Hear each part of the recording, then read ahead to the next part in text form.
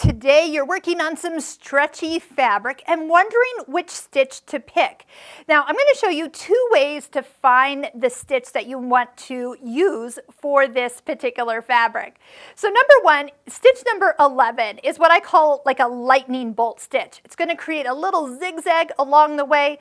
So instead of doing a straight stitch and you stretching it and those stitches pop and break, this is going to like accordion open as it stitches.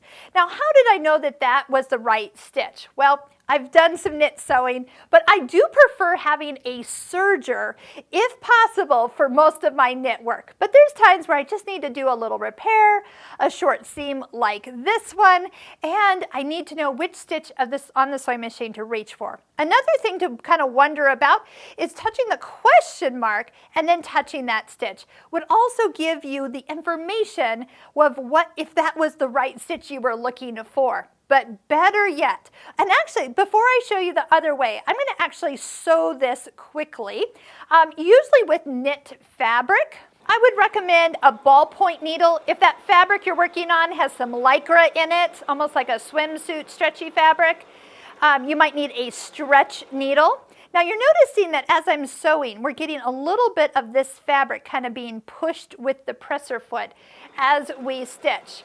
So I'm going to show you another way, I'm going to speed this up, here we go, to have the right setting for your project. So let's just take a look. We can see a little closer how this stitch looks.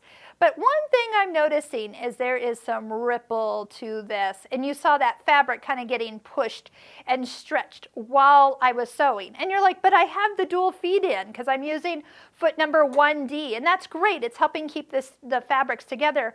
But that foot pressure is coming down so hard on that fabric, it's stretching it out, but even before that stitch has been made, and so that's why it's coming out wavy. So let's go a different direction to eliminate the waves.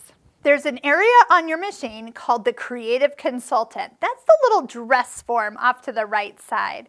So if we had actually told the machine that we are working on a stretchy fabric and then told it which of these techniques, a seam, an overcast, a blind hem, or even the buttonhole, if we told the machine the fabric we're working on and the technique we're doing, and then I did the check mark, watch what happens.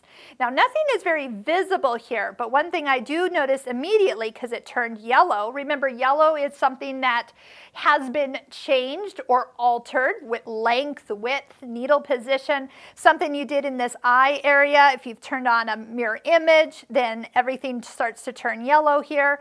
So what we have is this pressure has gone from 50 to 30. So what it did was it lightened up the foot pressure for me. And how did it know to do that? It's because I told it what fabric I was working with. And I'm also noticing, look at this. There is a tension adjustment from what I was at too. I bet that's a looser tension to kind of relax that stitch just a little bit to accommodate that lighter knit fabric. So what if we actually, just for fun, we went back and told it, and how did I know that these were the knit fabrics? Well, I actually just do, but question mark,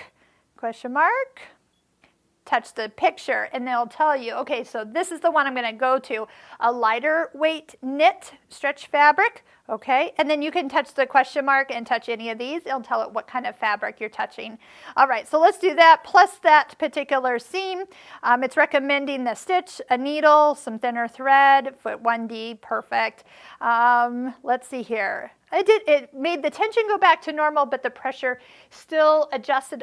The stitch length went a little smaller. That's what it changed on this particular fabric for this particular technique. So I do encourage you, especially if it's fabric you have not used before, is to utilize the Creative Consultant.